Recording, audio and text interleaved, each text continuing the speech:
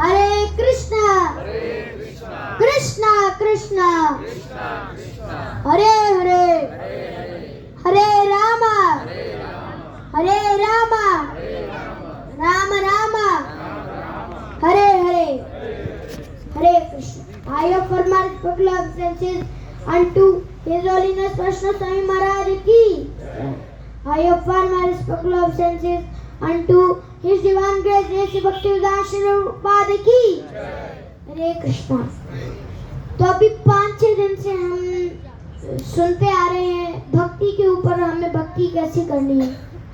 पर हमें भक्ति तो करनी है, पर भक्ति से क्या लाभ होगा? भक्ति करके हमें क्या करना है? गोलोक की प्राप्ति कैसे करें? किस किस को गोलोक की प्राप्ति करनी है? हाथ ऊपर करिए. सबको गोलोक की प्राप्ति करनी है. तो हमें कैसा भाव लेकर आना है? जैसा प्रहलाद महाराज भागवतम के 7वें स्कंद के 6वें अध्याय के पहले श्लोक में सिखाते हैं. कौमारमाचरत प्रज्ञो धर्मान भागवतानिहा दुर्लभम मानुषम जन्म तदेप्यद्रवार्तदम्. कौमारमाचरत प्रज्ञो, कौमार अवस्था से, बाल्यकाल अवस्था से हमें भगवान की भक्ति करनी चाहिए. कौमारमाचरत प्रज्ञो धर्मान भागवतानिहा, ये हमारा धर्म है. धर्मान भागवतानिहा दुर्लभम मानुषम जन्म. क्यों करना है भगवान की भक्ति? क्यों करना है आचरण? क्योंकि धर्मान दुर्लभम मानुषम जन्म, ये मनुष्य जन्म बहुत ही दुर्लभ है. दुर्लभम मानुषम जन्म तदेप्यद्. इसको करने से हम संसार से, इस भवकूप से, इस भौतिक संसार से पार हो जाएंगे. और यदि गोलोक की प्राप्ति करनी है, इस भवकूप से पार होना है, तो आपको क्या करना पड़ेगा? वृत्तासुर की तरह भाव लेकर आना है. जरूर वो असुर था, पर देखो कितनी सुंदर प्रार्थना करता है.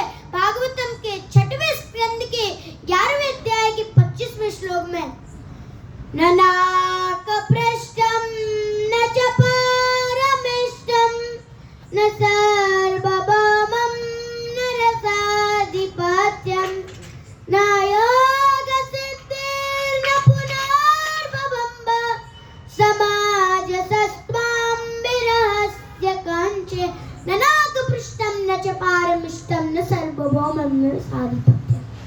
ननाकपृष्ठम, देखो एक असुर होकर भी क्या प्रार्थना करता है? ननाकपृष्ठम, ना तो मुझे इंद्रलोक चाहिए, ननाकपृष्ठम न च पारमिष्टम, ना तो मुझे ब्रह्मलोक चाहिए, ननाकपृष्ठम न च पारमिष्टम न सर्वभौमं न रसाधिपत्यम. ना तो मुझे इस पूरी पृथ्वी का राजा बनना है, न सर्वभौमं न रसाधिपत्यम, ना मुझे अधोलोकों का राजा बनना है, न रसाधिपत्यम.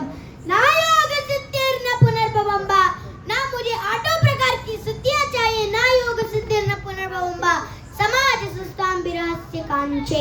ना तो मुझे इस जन्म से छुटकारा चाहिए, समाज सुस्ताम विरहस्य कांचे.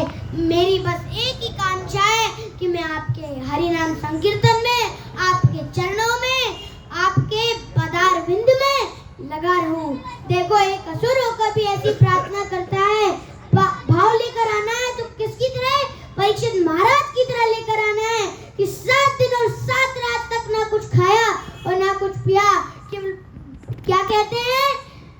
तामोपयातं प्रभयन्तु विप्रा गंगा च देवी धृतचित्तमीचे तुजोपसृष्टा कुकस्ताक्षको वा दस्त्वलं गायत विष्णुगाथा. तामोपयातं प्रभयन्तु विप्रा गंगा च देवी धृतचित्तमीचे. हे ब्राह्मणों, मैं आपकी शरण में आया हूँ. गंगा च देवी धृतचित्तमीचे. गंगा देवी, मैं आपको भी प्रणाम करता हूँ, क्योंकि आपने धृतचित्तमीचे धारण कर रखे हैं. क्या धारण कर रखे हैं? भगवान के चरण धारण कर रखे हैं. कहाँ धारण कर रखे? हृदय में धारण कर रखे. धृतचित्तमीचे तुजोपशिष्टा कोकस्तक्षको. क्या प्रार्थना करते हैं? चाहे किसी ऋषि द्वारा बनाई गई कोई मायावी शक्ति क्यों ना हो, चाहे कोई तक्षक सांप क्यों न डस ले, 10 तुलम इसी समय क्यों न डस ले, 10 तुलम गायत विष्णु गाथा. केवल मेरे सामने क्या गाते रहो? विष्णु की गाथा गाते रहो। उसी प्रकार जब हम भाव लेकर आएंगे तब हम गोलोक की प्राप्ति कर पाएंगे। भाव लेकर आना है तो सुखदेव गोस्वामी की तरह लेकर आना है कि देखो जब कंदरा में घुस गए थे, जब गुफा में घुस गए थे तो समाधि में बैठ गए थे। जब जैसे ही व्यासदेव ने कहा कि आओ बेटा बाहर आओ, पर फिर भी नहीं आए। पर जैसे ही व्यासदेव ने इस श्लोक का उच्चारण किया, अहो बकीयम स्तनकालकूटम जिगांसयाया पदप्य साध्वी लेबे गतंदार्थ चिंतां तनोन्यम कंबा दयालुम चरणम ब्रजेमम। क्या अहो बकीयम स्तनकालकूटम, जब इतना आधा श्लोक सुनकर जैसे ही सुना तो सुखदेव गोस्वामी की समाधि टूट गई और सुखदेव गोस्वामी बाहर दौड़े चले आए, कंदरा से निकल आए और व्यासदेव को प्रणाम कर दिया और कहते हैं, हे पिताजी ऐसे इसी श्लोक को दोबारा दोहराएं। तो व्यासदेव ने कहा कि पहले आश्रम में चलो, तब मैं तुम्हें पूरी भागवत का अध्ययन करवाऊंगा, ऐसे ही श्लोकों का अध्ययन करवाऊंगा। तो जैसे ही उन्होंने इस श्लोक को सुना तो वो क्या, उनको कैसा मन हुआ, नयनम गलद सुधारया बदनम गदगद रुद्धाया पुलके निचतम बप्पू कदा तब नाम ग्रहणे भविष्यति।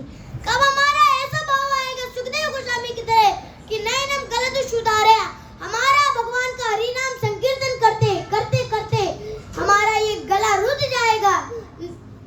नयनम गलद सुधारया बदनम गदगद रुद्धाया, हम रोते रोते भगवान के चरणों में चले जाएंगे, गदगद रुद्धाया, हम गदगद हो जाएंगे, गदगद रुद्धाया पुलके निचताम बब्बू कदा तब नाम ग्रहणे भविष्यति।